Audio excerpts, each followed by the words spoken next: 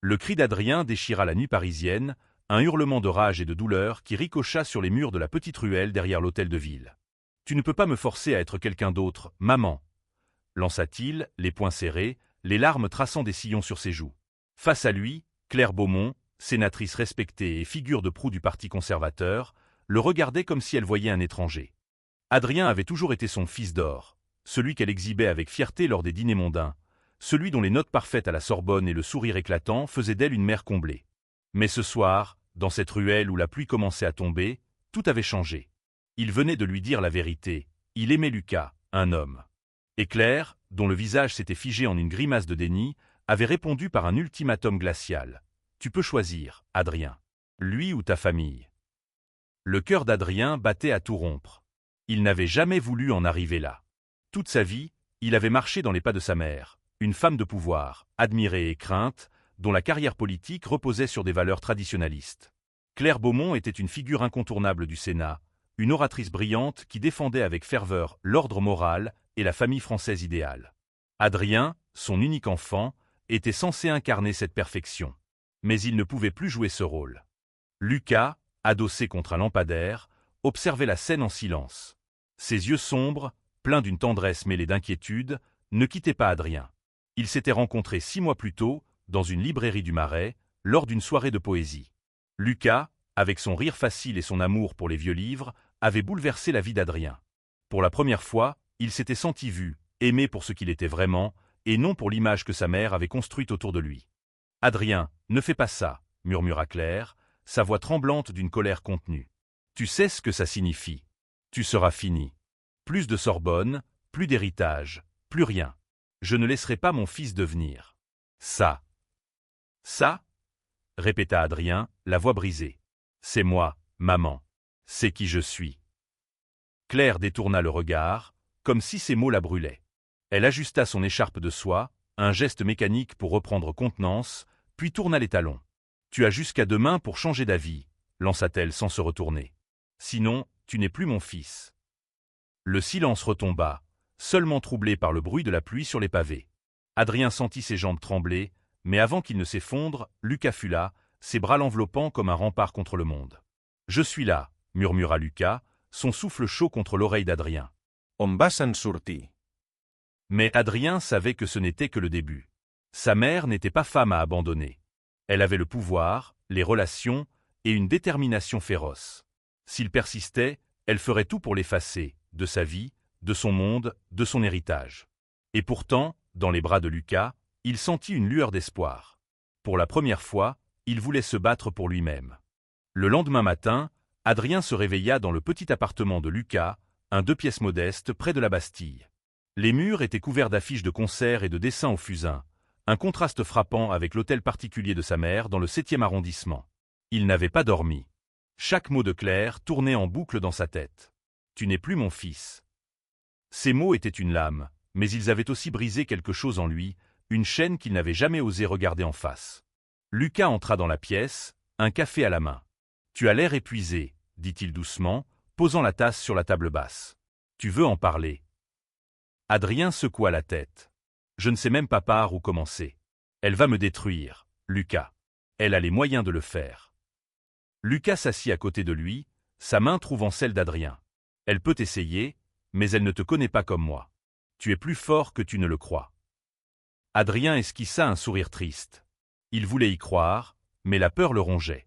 Sa mère n'était pas seulement une sénatrice, elle était une stratège. Elle avait des alliés partout, dans les médias, dans les cercles politiques, même dans la police. Si elle décidait de l'effacer, elle ne se contenterait pas de mots. Elle agirait. Le téléphone d'Adrien vibra sur la table. Un message de Claire, « Viens à la maison ce soir. 20h. Nous parlerons. Pas un mot d'amour, pas une excuse.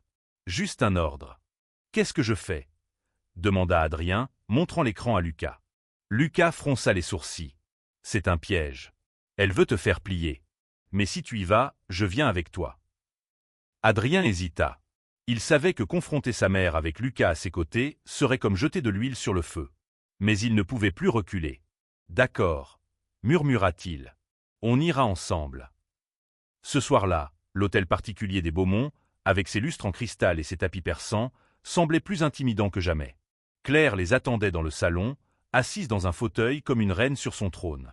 À ses côtés, un homme en costume sombre, que Adrien reconnut immédiatement. Marc Vallier, l'avocat de la famille, un homme connu pour sa discrétion et son efficacité à régler les problèmes.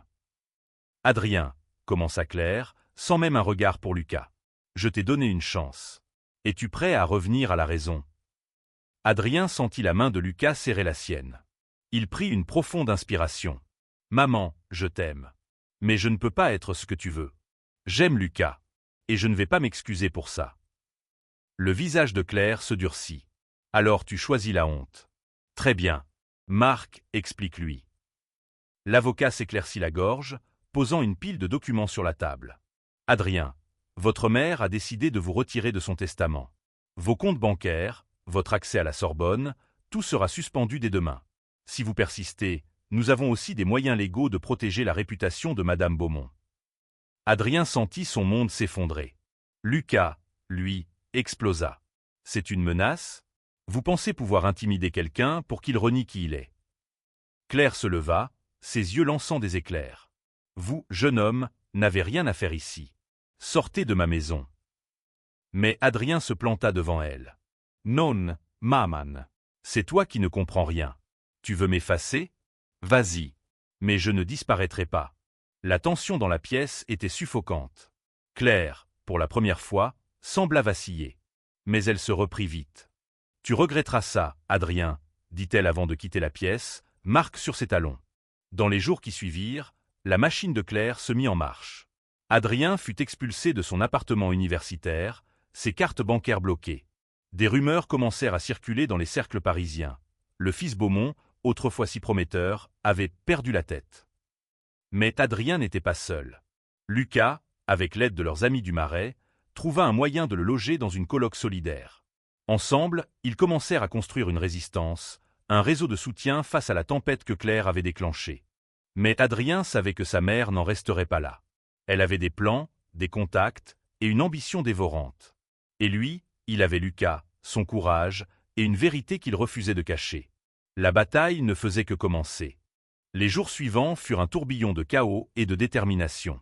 Adrien se réveillait chaque matin dans la petite chambre qu'il partageait désormais avec Lucas, dans une colocation bruyante mais chaleureuse du 11e arrondissement.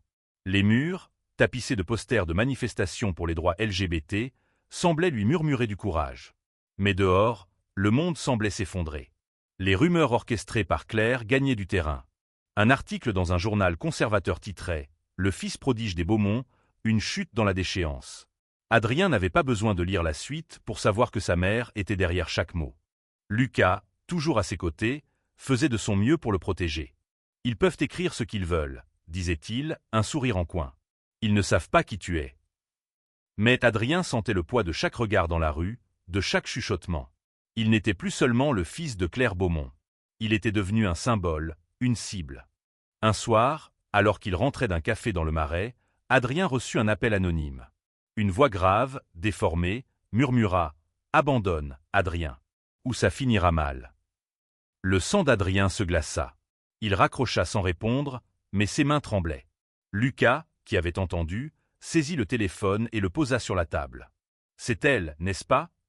demanda-t-il, la voix vibrante de colère. « Je ne sais pas, » murmura Adrien. « Mais ça lui ressemble. » Le lendemain, Adrien reçut un courriel d'un ancien camarade de la Sorbonne, Paul, qui travaillait maintenant pour une association de défense des droits LGBT. Paul lui proposa de rencontrer un groupe de militants qui pourrait l'aider à contrer les attaques de Claire. « Tu n'es pas seul, » écrivait-il. « On va se battre avec toi. » La réunion eut lieu dans un petit local associatif près de République. L'endroit était modeste, avec des chaises dépareillées et une odeur de café brûlé, mais il vibrait d'une énergie brute. Adrien y rencontra Élodie, une femme trans de 30 ans, ancienne avocate reconvertie en militante, et Samy, un jeune homme queer d'origine algérienne, dont le rire communicatif masquait une détermination d'acier. Ils écoutèrent son histoire, leur visage passant de la compassion à la colère. « Ta mère utilise son pouvoir pour te faire taire, » dit Élodie, tapotant un stylo contre la table. « Mais elle n'est pas intouchable. On peut organiser une campagne pour exposer ses méthodes. » Adrien hésita. « Je ne veux pas la détruire. C'est toujours ma mère. » Samy haussa les épaules. « Tu ne la détruis pas en disant la vérité. Tu te défends. Et tu défends tous ceux qu'elle pourrait blesser ensuite. Lucas, qui n'avait pas dit un mot, serra la main d'Adrien sous la table. Ils ont raison. On ne peut pas la laisser gagner. La campagne commença modestement. Des posts sur les réseaux sociaux, des témoignages anonymes d'autres jeunes rejetés par leur famille, et un hashtag, plus son fils, qui commença à circuler sur X. Adrien, d'abord réticent, se mit à écrire. Il raconta son histoire, sa douleur, son amour pour Lucas, dans un long texte qu'Élodie diffusa sur le site de l'association. À sa grande surprise, des centaines de personnes partagèrent son récit. Des inconnus lui envoyèrent des messages de soutien, des histoires similaires. Pour la première fois, Adrien sentit qu'il n'était pas seul. Mais Claire ne tarda pas à riposter. Lors d'une interview télévisée, elle joua la carte de la mère éplorée. « Mon fils est manipulé », déclara-t-elle, les yeux brillants de larmes soigneusement calculées. « Il a été entraîné dans un mode de vie qui ne lui ressemble pas. Je veux juste le sauver. » Adrien, en regardant l'interview chez Lucas, sentit la rage monter. « Elle ment », murmura-t-il. « Elle sait que je ne suis pas manipulé. Elle veut juste me contrôler. » Lucas passa un bras autour de ses épaules. « Alors montrons-leur la vérité. Ensemble. » Quelques jours plus tard, Élodie organisa une manifestation devant le Sénat. Adrien, nerveux, accepta d'y prendre la parole. Debout sur une estrade improvisée, face à une foule de militants et de curieux, il raconta son histoire. Sa voix tremblait au début, mais elle gagna en force. « Je ne suis pas un pion, dit-il. Je suis un homme qui aime un autre homme. Et je ne laisserai pas ma mère, ni personne, me faire croire que c'est une honte. » La foule applaudit, mais au fond, Adrien aperçut une silhouette familière. Marc Vallier, l'avocat de sa mère, observait depuis une voiture noire. Leurs regards se croisèrent, et Adrien sentit un frisson. Claire n'avait pas fini de jouer. Ce soir-là, en rentrant, Adrien trouva un mot glissé sous la porte de la colocation. Ceci n'est que le début. Pas de signature, mais l'écriture élégante et précise ne laissait aucun doute. Sa mère préparait autre chose. Quelque chose de pire. La menace glissée sous la porte resta gravée dans l'esprit d'Adrien comme une brûlure. Il ne dormait plus, sursautant à chaque bruit dans l'escalier de la colocation. Lucas, toujours pragmatique, insista pour installer une caméra de sécurité bon marché devant leur porte. « On ne va pas vivre dans la peur », dit-il, vissé à son ordinateur pour vérifier les images. Mais Adrien savait que sa mère ne se contenterait pas de mots. Claire Beaumont agissait toujours avec précision, comme un chirurgien. Un matin, alors qu'Adrien feuilletait nerveusement les journaux, il tomba sur un article qui le glaça. Un tabloïd à scandale avait publié des photos floues de lui et Lucas, prises dans un parc du Marais. Le titre hurlait « Le scandale Beaumont, le fils d'or dans une liaison controversée ». Les commentaires en ligne étaient un torrent de haine, mêlé de quelques messages de soutien. Adrien sentit son estomac se nouer. « Elle est derrière ça », murmura-t-il, jetant le journal sur la table. Lucas, qui préparait le petit déjeuner, posa son couteau et s'approcha. « Ils veulent nous faire craquer. Mais on est plus fort qu'eux. » Adrien voulait le croire, mais chaque nouvelle attaque semblait plus lourde. Il n'avait plus accès à ses économies, son inscription à la Sorbonne était suspendue, et maintenant, son intimité était exposée au monde. Il se sentait nu, vulnérable, comme si sa mère avait décidé de le dépecer morceau par morceau. Élodie et Samy, alertés par l'article, convoquèrent une réunion d'urgence dans le local associatif. « C'est une campagne de diffamation », déclara Élodie, les poings serrés. « Ta mère utilise ses contacts dans la presse pour te discréditer. Mais on peut contre-attaquer. »« Comment ?» demanda Adrien, la voix lasse. « Elle a tout, l'argent, le pouvoir, les relations. » Samy, qui pianotait sur son téléphone, leva les yeux. « Pas tout. Elle n'a pas le public. Regarde X, plus son fils est en train d'exploser. Les gens parlent de toi, Adrien. Ils te soutiennent. On peut utiliser ça. » Ils décidèrent de produire une vidéo. Adrien, d'abord réticent, accepta de parler face à la caméra.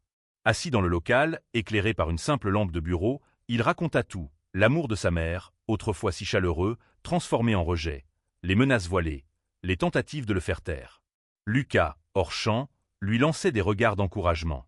Quand la vidéo fut mise en ligne, elle devint virale en quelques heures. Mais la victoire fut de courte durée.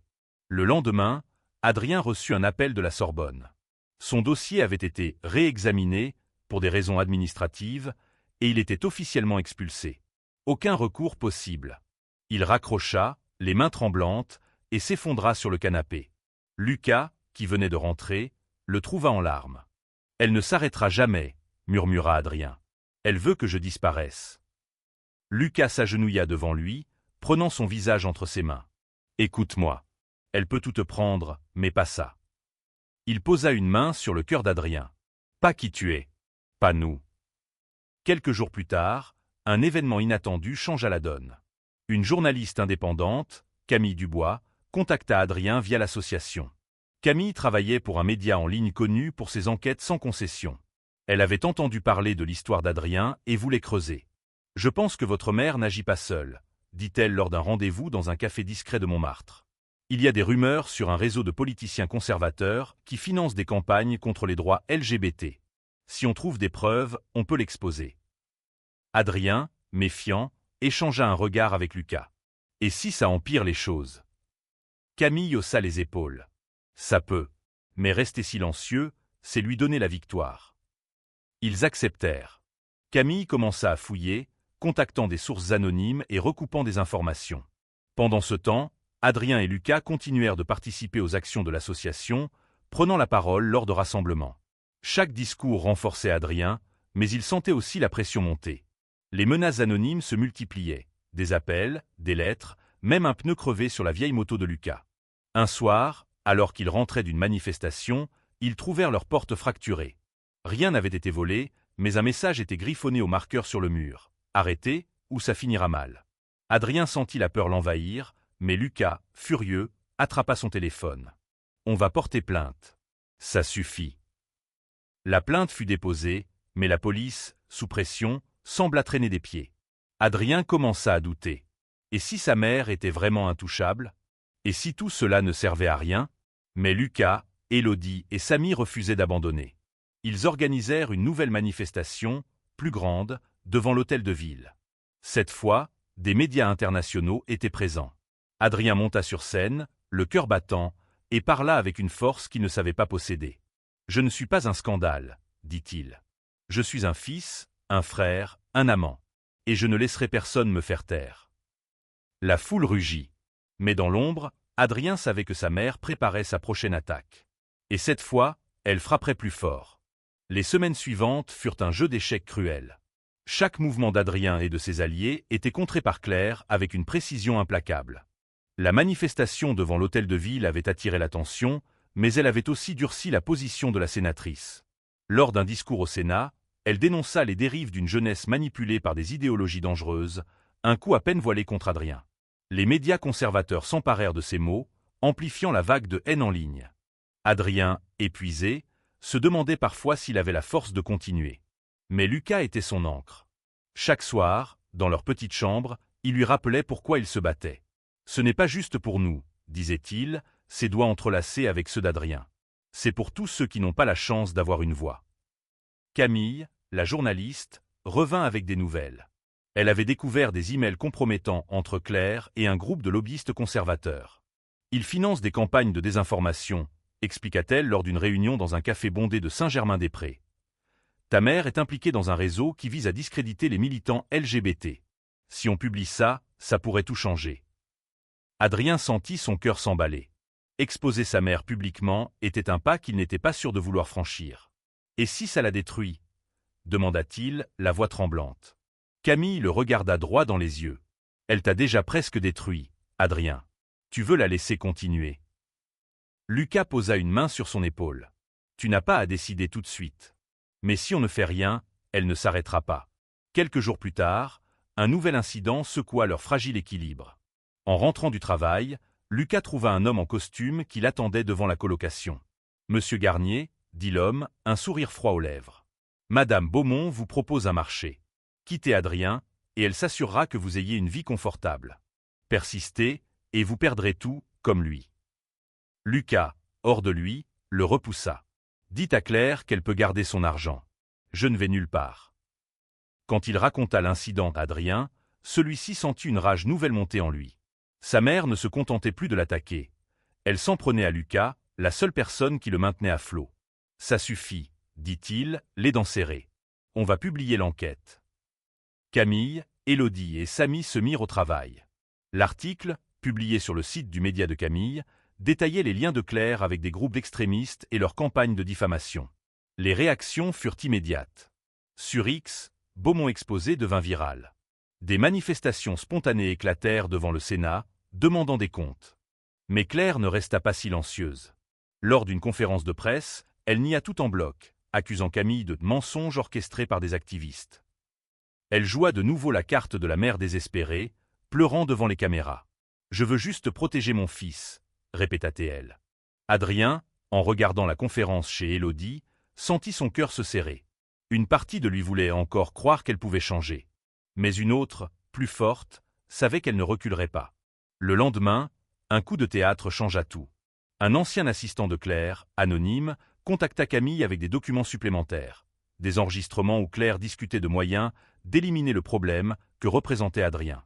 Les mots étaient froids, calculés, dénués d'amour. En écoutant les enregistrements, Adrien sentit quelque chose se briser en lui. Sa mère, celle qu'il avait autrefois appelée son fils d'or, parlait de lui comme d'un obstacle à écraser. « On doit les diffuser », dit Lucas, la voix tremblante de colère. « Le monde doit savoir. » Adrien hocha la tête, les larmes aux yeux. « Fais-le. » L'enregistrement, publié avec l'article, provoqua un séisme. Les médias, même les plus conservateurs, ne purent ignorer la cruauté des mots de Claire. Les appels à sa démission se multiplièrent. Mais Adrien ne ressentait aucune joie. Il avait gagné une bataille, mais il avait perdu sa mère. Ce soir-là, dans les bras de Lucas, Adrien pleura pour la première fois depuis des semaines. Pas de rage, pas de peur, mais de chagrin. « Je voulais juste qu'elle m'aime », murmura-t-il. Lucas l'embrassa doucement sur le front. « Elle ne sait pas ce qu'elle perd. Mais moi, je sais ce que j'ai trouvé. » Le scandale éclata comme une tempête. Les enregistrements de Claire, diffusés en boucle sur les chaînes d'information, firent voler en éclats son image de mère éplorée. Les réseaux sociaux s'enflammèrent, et Beaumont exposé devint un cri de ralliement pour ceux qui voyaient en Adrien un symbole de résistance. Mais pour lui, chaque titre, chaque commentaire, était une blessure de plus. Il avait voulu se défendre, pas détruire sa mère. Pourtant, il n'y avait plus de retour en arrière. Claire, acculée, tenta une dernière manœuvre. Lors d'une interview sur une chaîne conservatrice, elle accusa Adrien d'avoir orchestré une campagne contre elle pour des raisons personnelles. « Mon fils est manipulé », répéta-t-elle, mais cette fois, sa voix manquait de conviction. Les journalistes, armés des enregistrements, la pressèrent de questions. Pour la première fois, Claire Beaumont sembla perdre pied. Adrien, épuisé par la tempête médiatique, trouva refuge dans le local associatif. Élodie, Samy et Lucas étaient devenus sa famille, un rempart contre le chaos. Mais même leur soutien ne pouvait effacer la douleur. Un soir, alors qu'il triait des affiches pour une nouvelle manifestation, il reçut un message inattendu. C'était de Sophie, une ancienne amie de sa mère, une femme douce qu'il avait toujours considérée comme une tante. « Adrien, je suis désolé. Si tu veux parler, je suis là. » Il hésita. Sophie était proche de Claire depuis des décennies. Était-ce un piège? Mais quelque chose dans son ton semblait sincère. Avec l'accord de Lucas, il accepta de la rencontrer dans un parc près de Notre-Dame. Sophie, les cheveux grisonnants et le regard triste, l'attendait sur un banc. « Je ne savais pas jusqu'où elle irait », murmura-t-elle après un long silence. « Quand elle m'a parlé de toi, j'ai cru qu'elle finirait par comprendre. Mais elle est obsédée par son image. » Adrien sentit une boule dans sa gorge. « Elle m'a appelé son fils d'or, tu sais. Et maintenant, elle veut m'effacer. » Sophie posa une main sur la sienne. « Tu es plus que son fils, Adrien. Tu es toi. Et tu es plus fort qu'elle. » Encouragé par Sophie, Adrien décida de faire un dernier geste. Il écrivit une lettre ouverte, publiée par le média de Camille. Dedans, il ne parlait pas de politique ni de scandale, mais d'amour. Il raconta l'enfant qu'il avait été, idolâtrant sa mère, et l'homme qu'il était devenu, aimant Lucas sans honte. « Je ne veux pas de guerre », écrivait-il. « Je veux juste être libre d'aimer. » La lettre toucha des milliers de personnes. Des parents, des enfants, des inconnus partagèrent leurs propres histoires de rejet et de réconciliation. Adrien devint, malgré lui, une voix pour ceux qui n'en avaient pas. Mais Claire resta silencieuse. Aucun appel, aucun message. Juste le vide. Un soir, alors qu'Adrien et Lucas préparaient un dîner dans leur colocation, la sonnette retentit. C'était Marc Vallier, l'avocat de Claire. Adrien sentit son cœur s'arrêter. « Qu'est-ce que vous voulez » demanda-t-il, la voix dure. Marc, pour une fois, semblait mal à l'aise. Votre mère m'envoie. Elle veut vous voir. Seul à seul. Lucas s'interposa. Pas question. Elle a fait assez de mal. Mais Adrien posa une main sur son bras. Je veux entendre ce qu'elle a à dire. La rencontre eut lieu dans un restaurant discret du 16e arrondissement. Claire était là, seule, sans son habituelle armure de tailleurs impeccable. Elle semblait vieillie, ses yeux cernés. Adrien, commença-t-elle, la voix tremblante. Je ne m'attendais pas à tout ça. Adrien resta silencieux, attendant. Il voulait des excuses, une lueur d'espoir. Mais Claire, après un long silence, ajouta « Je peux encore tout arranger. Si tu reviens, si tu abandonnes. Lui, je peux te rendre ta vie. » Adrien sentit son cœur se briser une dernière fois. « Ma vie, c'est Lucas. C'est moi.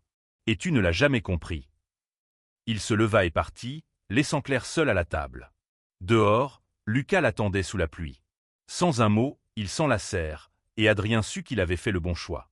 Les mois qui suivirent furent un mélange de reconstruction et de deuil. Adrien, libéré du poids de l'approbation de sa mère, commença à se redécouvrir. Avec l'aide de l'association, il trouva un petit boulot dans une librairie du Marais, un lieu où il se sentait enfin à sa place. Lucas, toujours à ses côtés, l'encourageait à reprendre ses études, peut-être dans une autre université, loin de l'influence de Claire. Mais le scandale n'était pas fini. Bien que Claire ait perdu une partie de son aura, elle restait une figure puissante. Elle lança une nouvelle campagne, cette fois axée sur la réhabilitation des jeunes perdus. Adrien savait que c'était une façade, une tentative de regagner la faveur du public. Mais il ne pouvait plus se permettre de regarder en arrière. Un jour, Élodie reçut un appel d'un député progressiste, intéressé par l'histoire d'Adrien. Il proposa de le rencontrer pour discuter d'une possible réforme législative sur les discriminations familiales. Adrien, nerveux mais déterminé, accepta. La réunion eut lieu à l'Assemblée nationale, un lieu qu'il associait autrefois à sa mère. Cette fois, il y entrait en tant que lui-même. Le député, un homme d'une cinquantaine d'années nommé Julien Moreau, l'écouta avec attention. « Votre histoire est plus grande que vous, » dit-il. « Elle peut changer les choses pour beaucoup de gens. » Adrien, encouragé, partagea des idées pour protéger les jeunes rejetés par leur famille. Il parla de centres d'accueil, de soutien financier, de campagnes de sensibilisation. Julien promit de porter le projet au Parlement. Pour la première fois, Adrien sentit qu'il pouvait transformer sa douleur en quelque chose de plus grand. Pendant ce temps, Claire continuait de s'enfoncer. Les enregistrements avaient terni sa réputation, et ses alliés commençaient à se détourner. Un soir, Adrien reçut un appel inattendu. C'était Sophie, encore. « Ta mère est en train de craquer, » dit-elle. « Elle ne l'admettra jamais, mais elle regrette. » Adrien ne savait pas quoi répondre. Une partie de lui voulait tendre la main, mais une autre savait que Claire ne changerait pas sans un véritable effort. « Elle sait où me trouver, » dit-il simplement avant de raccrocher. Quelques semaines plus tard, un événement bouleversa tout. Lors d'un débat télévisé, Claire fut confrontée à une militante LGBT qui cita l'histoire d'Adrien. Pour la première fois, Claire ne trouva rien à répondre. Son silence, retransmis en direct, fut perçu comme un aveu. Les médias s'emparèrent de l'instant, et les appels à sa démission reprirent de plus belle. Adrien, en regardant le débat avec Lucas, sentit un mélange de tristesse et de soulagement. « Je ne voulais pas ça, » murmura-t-il. Lucas serra sa main. « Tu n'as rien fait de mal.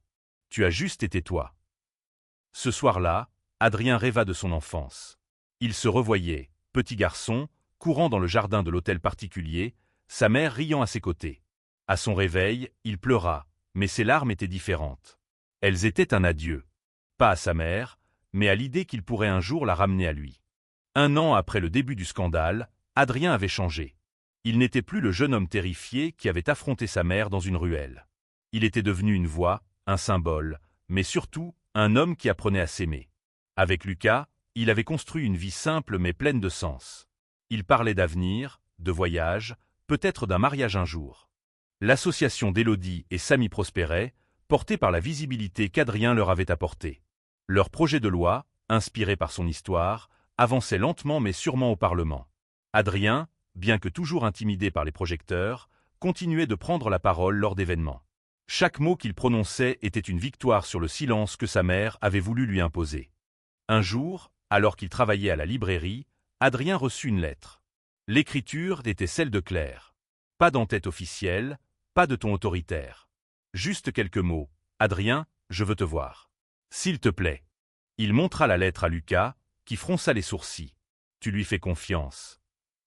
Non, admit Adrian. Mais je veux comprendre. Ils se retrouvèrent dans un parc, loin des regards. Claire était seule, sans avocat ni caméra. Elle semblait plus fragile que jamais, ses épaules voûtées, ses yeux rougis. « Je ne m'attends pas à ce que tu me pardonnes, » dit-elle d'une voix brisée. « Mais je veux que tu saches que je t'aime. Je me suis trompé. Surtout. » Adrien sentit son cœur se serrer. Il voulait la croire, mais les blessures étaient encore vives. « Pourquoi maintenant ?»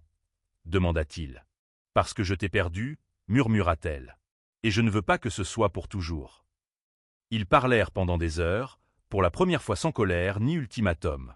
Claire ne promit pas de miracle, mais elle parla de changer, de comprendre. Adrien, prudent, garda ses distances, mais il sentit une petite lueur d'espoir. Peut-être, un jour, il pourrait reconstruire quelque chose. De retour chez lui, Adrien raconta tout à Lucas. « Je ne sais pas si je peux lui faire confiance, » dit-il. « Mais je veux essayer. » Lucas sourit, un éclat de fierté dans les yeux. « Tu es incroyable, tu sais ça ?» Adrien rit, pour la première fois depuis longtemps. « Je ne serais rien sans toi. » 2 ans plus tard, Paris avait changé, tout comme Adrien. La librairie du Marais était devenue son refuge, un lieu où il organisait des soirées de poésie et des discussions sur l'identité et l'amour. Lucas, désormais son fiancé, l'aidait à gérer l'endroit, leur complicité illuminant chaque journée. Le projet de loi inspiré par Adrien fut adopté, offrant des protections aux jeunes rejetés par leur famille. Lors de la cérémonie, Adrien monta sur scène, non pas comme un symbole, mais comme un homme qui avait transformé sa douleur en espoir. La foule l'applaudit, mais ses yeux cherchèrent une seule personne, Claire. Elle était là, au fond de la salle, discrète. Ils n'avaient pas reconstruit leur relation, pas complètement. Mais elle venait, parfois, assister à ces événements, écouter en silence. C'était un début, fragile mais réel. Ce soir-là, dans leur appartement, Adrien et Lucas regardaient les lumières de Paris depuis leur balcon. « Tu penses qu'on a gagné ?» demanda Adrien, la tête posée sur l'épaule de Lucas. « Tu as gagné, » répondit Lucas. « Pas contre elle. Pour toi. » Adrien sourit, les larmes aux yeux. Il n'était plus le « fils d'or » de sa mère, mais il était quelque chose de plus grand, lui-même. Et dans les bras de Lucas, sous le ciel de Paris, il savait que c'était assez.